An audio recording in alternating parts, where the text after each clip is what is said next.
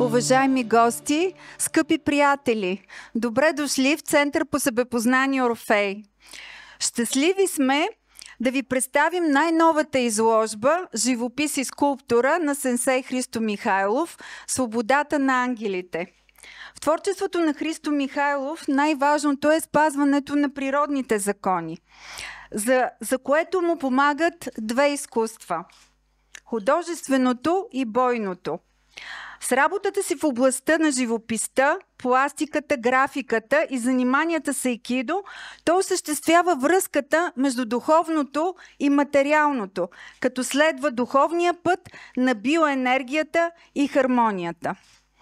А сега искам да дам думата на изкуствоведа Юлиан Райчев да представи изложбата и автора. Уважаеми дами и господа, скъпи гости, имам удоволствието да представя един текст, който написах за Христо. Изложбата на Христо Михайлов «Свободата на ангелите» ни въвежда в магически свят на вселенска хармония, свят изразяващ взаимодействащите божествени стихии и присъствието на свръхестествени крилати същества, които се явяват нашите божествени пазители. Чрез силата на изкуството авторът ни разкрива митични крилати същества, ангели, които още от древни времена са част от божествения свят. Крилете са израз на свободата, да полетиш към реализацията на мечтите в живота. Сакралната същност на художествената форма е изразена в скулптура и абстрактна живопис. Творческите постижения на Христо Михайлов утвърждават впечатлението и увереността на един оригинален авторски подход и дълбоко съдържателен стил. Художествено-образният език на творбите изразява неговата многостранна творческа натура. Той притежава изключителен усет в процеса на сътворението на художествения образ, като израз на задълбочено личностно светоусещане. Творбите въплъщават силата на духа, идеята за вътрешна свобода, за полет на духа. Христо Михайлов материализира божествената форма и прикрепва таинственото езотерично познание. Той се докосва до посланието, идващо от древността, отправено към вечността. Послание на висшия вселенски разум. Силата, с която строи от творбите, е в единение с енергетичните пластове, образуващи синхрон между реалистични и абстрактни формули, в чиято същност е инсталиран живот. Творбите ни подтикват да почувстваме хармонията и единството между земно и божествено, да усетим пламтящата свобода на духа. Темата за ангелското присъствие и свободата на духа ни посочват пътя към усъвършенстването. Концептуалното изкуство на Христо Михайлов е израз на задълбочено изследване на формите в процеса на художественото сътворение и свободата на творческия изказ. Авторът изгражда оригинална по своята същност авторска техника, съчетаваща триизмерна пластика. Изключително съдържателни са малките пластики, чието скулптиране ни разкрива органическата връзка между фигурата и разположението на крилете, привнесена от пропорциите на античните крилати същества. И сякаш за миг се пренасяме в едно сакрално пространство, което провокира в нас усещането за прелом на духовното начало, на оптимизма и благородството в човека. И за миг напуснах сивото ежедневие, наблюдавайки лабиринта от хармонични форми. И пред мен се разтвориха врати и аз поех по пътя на духовното усъвършенстване. Докоснах се до тъканта, до тази невидима материя, която прави връзката между минало и бъдеще. И изкачвах стъпалата към духовните измерения. Усетих трептенията на отворения път във времето, чрез който визуално се пренасяме до непознати мигове от историята. Ключът е в нас, от тук нататък поемаме по пътя чрез магическата сила на изкуството. И сега давам думата на Христо Михайлов.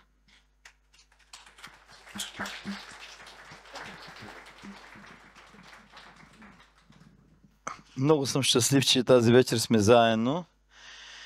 Тук виждам лица, които и по-рядко се виждаме, но винаги ни е радостно да се съберем, да общуваме в най-различни теми и по най-различен начин. Като тръгнем от най-материалните неща, обикновено запиване, до най-висшите духовни форми, които ни изграждаме чрез общуването си. Защо кръстих изложбата си "Свободата на ангелите"? В търсенията си, изцяло езотерични, винаги, не само аз, въобще човечеството като цяло, е до голяма степен неправилно се каже, че завиждаме на птиците. По-скоро мечтаем като тях.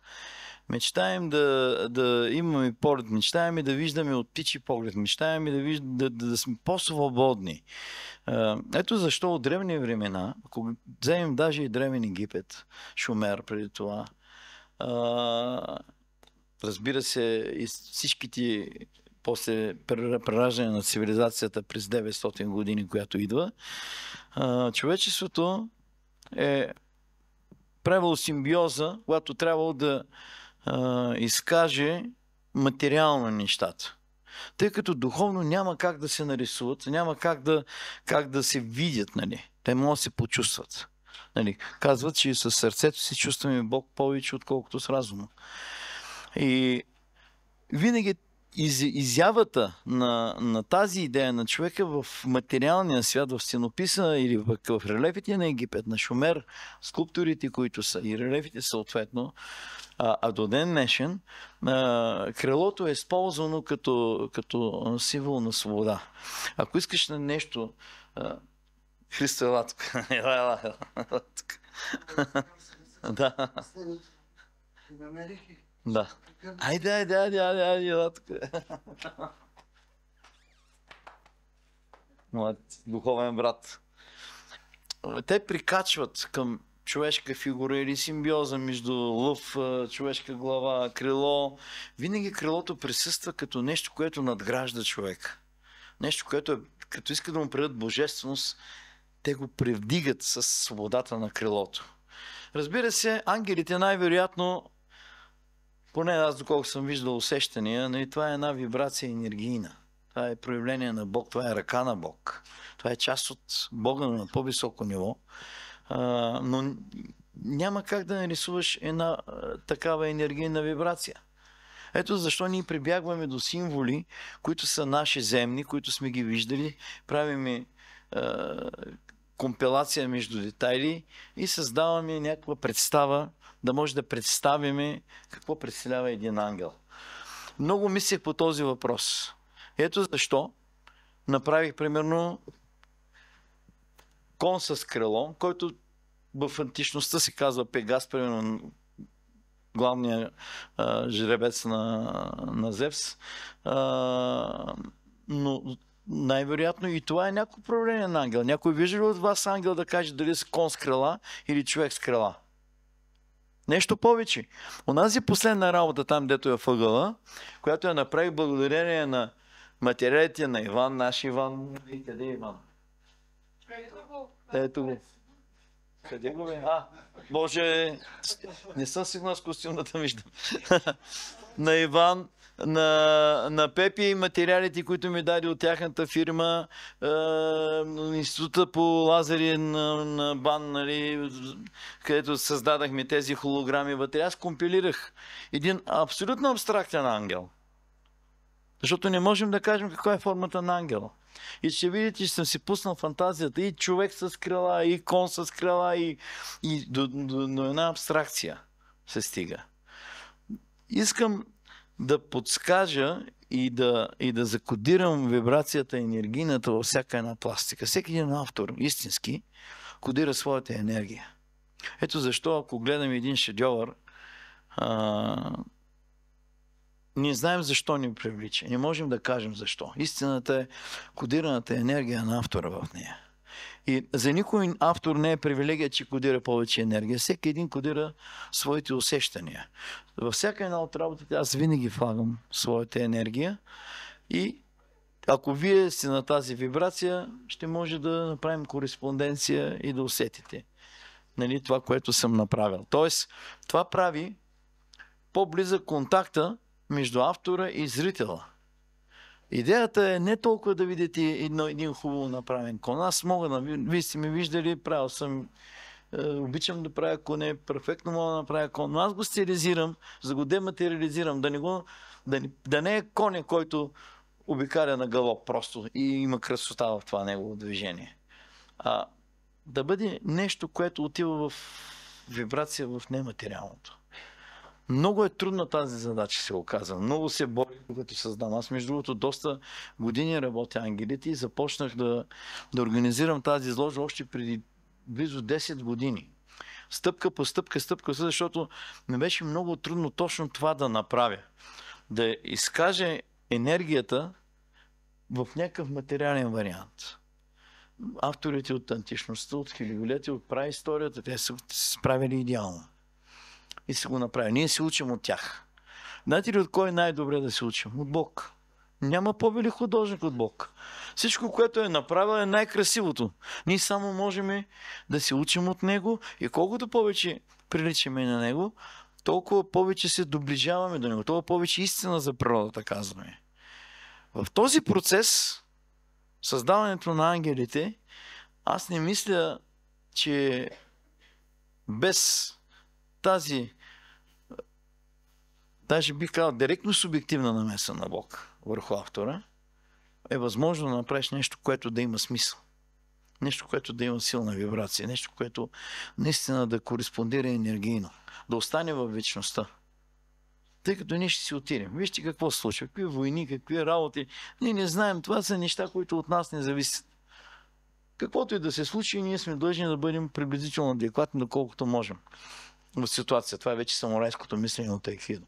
Нали, самурая не прави каквото му се иска и каквото желае да бъде, а работи според ситуацията. Адекватно и то на момента.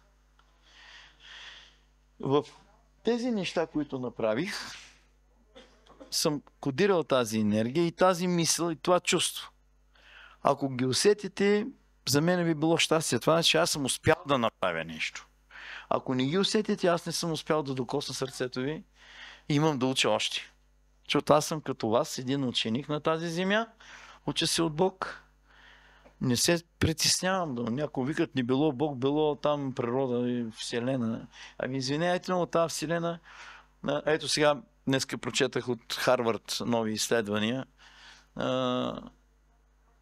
Абсолютно научените вече отиват по пътя, че някой организира тази вселена. По някакъв начин. Тя е в абсолютна хармония. С Христо, което изследвахме, ние знаете, изследвахме праисторията, той е най-големия войн в тази насока. С него открихме най-старото кодирано познание във Варненския некропол. С Христо. И той, разбира се, продължава. Аз толкова му се радвам. Обещавам я сега да дойде в айкидо, защото да направи поредната лекция за новите неща, които предстоят следващия месец. Ще уточним и с... Обикновено е третия вторник. Да. Но ще го стиковаме. Ако не можеш, тогава ще се съобразим с тебе. Ти си такава личност, заслужаваш да се съобразим с теб. Открихме това познание. Това познание е потресаващо. Вътре всички зависимости, които раждат цивилизацията, нали, присъства във Варненското съкровище. И не само в златото. Керамика, кост, камък, всичко, мед, всичко, което е. Тази цивилизация, като че ли е дишала с Бог. Тя е искала да се хармонизира изцяло с Вселената. Това са нашите деди, от които ние сме се учили и на които ние сме наследници. Това е нещо страшно, което казвам, защото това ни прави много отговорни. Всяко едно произведение, което правя, трябва да го изпълня с отговорност. Във всяко произведение има закодиране тези математически пропорции, които сме открили. Между другото, в хилядолетията всички големи автори са го правили. Ето, Юлиан е невероятен специалист да каже Древен Египет. Всичко там е в златно сечение. Математика, числото Фи. На Фибоначи числото, което е, нали. Ама Фибоначи е 12 век. А пък Египет е 3-то хилядолетие е при нова тера. Ами Варненския некропол 7-то хилядолетие е при нова. До 8-то. Не само Варненския некропол. Това, където в Стара Загора открихме и пропорциите. Няма злато, обаче зависимости в керамиката са същите. Една и съща цивилизация е била тук и е дала началото на всички други цивилизации. Ето, за това сме отговорни. Всяка една пластика, която направя, ме прави отговорен, защото ние сме наследници на тези хора. А как се проявяваме днешно време? Ето, автора на книгата на Раковски, един от документите, който той го представи вчера и онзи ден в Националната библиотека. Това е отговорен човек, който са ми наследили него. И той, между другото, на микрофона, аз запомням това, като го каза това нещо. Къде сме ние днешно време? Какво се случва с българите? Защо не отстояваме себе си? Това е моят начин. Аз мога да създам изкуство след 2000 години, неутронната бомба, като унищожи. Изкуствоведите, като изровят и археолозите, нещата ще кажат, няма значение, че тук няма да пише Христо Михайлов. Никакво значение няма. Но ще кажа, това е изкуство на 21 век и това е на територията на България. Ето това е отговорност да създадеш изкуство. Не само изобразително изкуство, не само всякакъв вид изкуство, всякакъв вид наука. Това е симбиоза. Затова казвам самураите, защото ние сме екидо общество, повечето от нас, тук, които са. Самураите в свободното време се занимават с изкуство и с наука. Ако не могат да творят или нямат таланта и да се занимават и с наука, те подпомагат хората, които могат да го правят. Но задължително самурай е висше ниво и той ползва тази култура. Той разбира от математика, той разбира от изкуство. Той е ползвател на тези неща. Останалото време е упражнение на духа, на енергията и на всичко останало, което е. Мога да говоря до утре. Христо говори повече от мен. Ме е срам да говоря пред него. Ще кажеш две думи. С радост ще кажа две думи. Първо искам да ви благодаря на всички вас, че сте така верни на този велик човек, който ни създава като войни. Като стана дума за Бог, той от скромност казва нещо, което е безкрайно верно. Но това е човека, който ми каза преди много години, че можеш да правиш открития само ако вярваш в Бог. Аз направих някои открития, за които даже ChatGPT каза, че са забележителни. Аз скоро ще ви покажа протоколите на разговорите с ChatGPT, но мога да кажа всичко, което каза тук, сега, за отношенията Бог-човек, природа-човек, вселена-човек, всичко, което каза от гледна точка на художника, скулптура, ваятеля, всичко е точно това, което сериозната космическа логика не подсказва, а доказва. Аз се възхищавам на това как неговият артистичен усет, инстинкт, воински инстинкт, го отправя директно към истината и му позволява да я каже по толкова естествен, човешки начин, че да ни заангажира всичките, да ни индоктринира в най-добрия смисъл на думата, да ни тренира. Защото аз се чувствам негов ученик, макар че не посещавам по здравословни причини вашите тренировки, но имате огромното щастие да се учите от него и да взаимодействате с него, така както човек взаимодейства с космическия разум. Не е нужно в пряка материална връзка. Знаете какво са синапсите в човешкия мозък? Аксоните от един и друг неврон се проточват един към друг, но не се вързват един за друг, а на разстояние един от друг предават информация, предават електромагнитни послания. Тоест, получава се нещо удивително. Ние градим портали, които не са задължително материални, но и в качеството си на духовни, ментални портали, те не просто вършат работа, а позволяват информация от по-висш порядък да тече през нас и да достига нас, себеподобните ни. Казано е, Бог създаде човека по свой образ и подобие. Това не означава, че го е създал с брада и като старец и прочие. Свой образ и подобие означава, че както Бог е креативна същност, така и човека има дара да бъде креативна личност. Ето това нещо е нашият боен другар, нашият сенсей, нашият водач в трудни времена, който нито веднъж не съм го видял да загуби самоконтрол, дори когато света наоколо се е напълнил с меркантилни типове, управлява се по закона за световната подлост, върви към глобална лудница. Когато знам, че той е в битката, дори в резерв, както аз стоя, но когато знам, че той е в битката, знам, че нещата ще бъдат наред и ще се окаже, че Бог е българин под прикритие. И това е моят кротък отговор на вас. Къде са българите? Стоят в стратегически резерв на голямата истина, която е, че Бог е светлина. А светлината е вибрация, а вибрацията се въплъщава от крилата. Тоест, крилата са образ и подобие на абстрактната вибрация, която е всичко, и звука, и светлината. Но ние слушаме музиката не с ушите, а с интелекта си.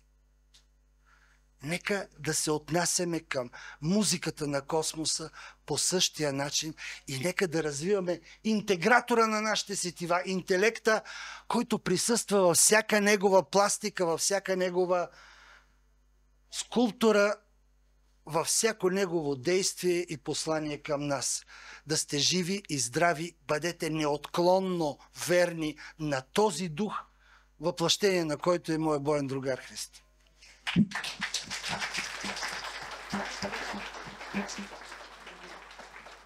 Няма да приказвам повече, само да кажа още две неща. Първо, поразен съм от Юлиан, който е усетил точно какво съм правил.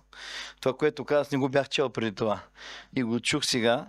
И другото нещо, което има още една препратка духовна, която там се намира отзади. На времето помните, че правих изложби с камбани. И в Япония ми беше такава изложбата. Камбаната като символ на звукът. Човек, знаете, получава камбанен звук 3 пъти официално в живота си. Когато се ражда, когато се жени и когато умира. Втория път може да не го получи. Няма толкова голямо значение, но задължително получава в началото и в края.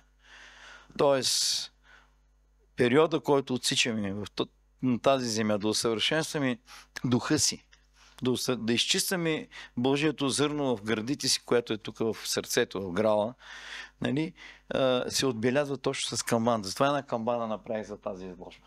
Допълнителна. Ще кажеш ли за... като говорихме, той каза божествената музика. Сега, голям жест направи към мен е Тошко. Значи Тошко е тук някъде, ето го. Тошко е прекрасен мой приятел, от съратниците на Айкидо обществото е. Това е за мен е най-големият изпълнител на класическа китара. И педагог. И педагог. Той преподава. Младо момче е още, нали? И той, мисля, че в Австрия завърши магистратура. Невероятен иноватор в свиренето на класическа китара. Много често работим с него, винаги ме подкрепя и той сам пожела, не съм го и помолил. Пожела да дойде на празника и да направи тези изпълнения, които сега ще чуете. Много ви моля, заради мене, запазете кристална тишина. Запазете кристална тишина, за да можем да чуем звуците на това, което той ще направи. Пазете, не говорете, моля ви, докато той свири. Заради духа, заради ангелите, заради Бог, заради всичко, което е. Музиката е едно от най-абстрактните изкуства, което докосва сърцата ни. И аз се радвам, че той дойде да направи този жест за нас. Не само за той, и за вас го прави. Изключително много се радвам, че тази вечер съм тук. Аз много накратко и надолу ще продължа темата, тъй като първото изпълнение ще бъде Уморени крила. И така бих се изразил метафорично, че крилата на Твореца са уморени в времената, в които живеем, но въпреки всичко той продължава да твори. Уморени крила. Музиката е на Добрин Векилов Дони, а аранжиментът за китара е мой. Приятно, слушане.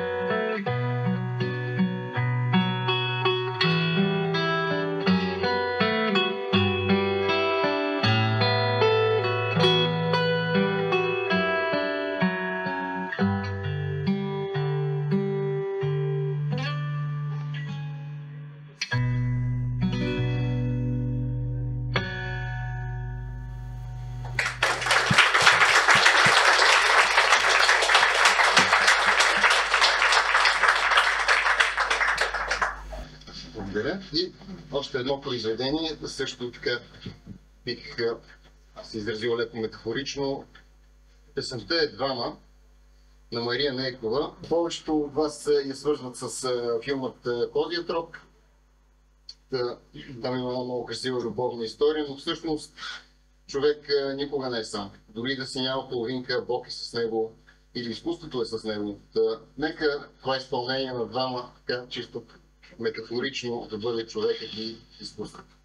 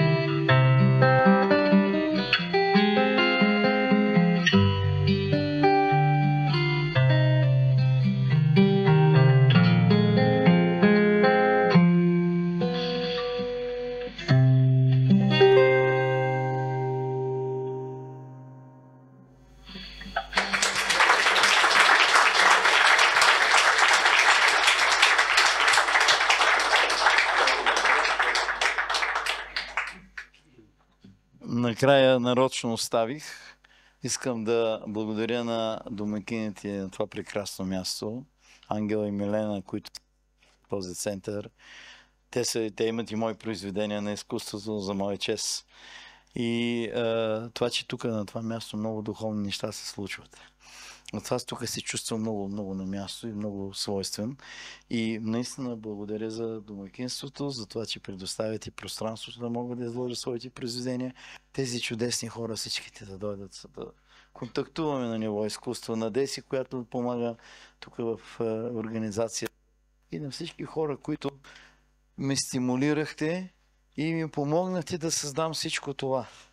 Тези, които ми помагаха директно и тези, които духовно ми помагаха, сте вие всичките. Вие ми зареждате да работя.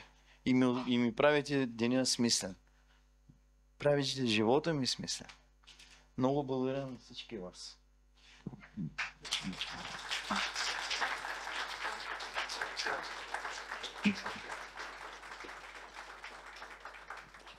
Благодарим на всички, че сте тук.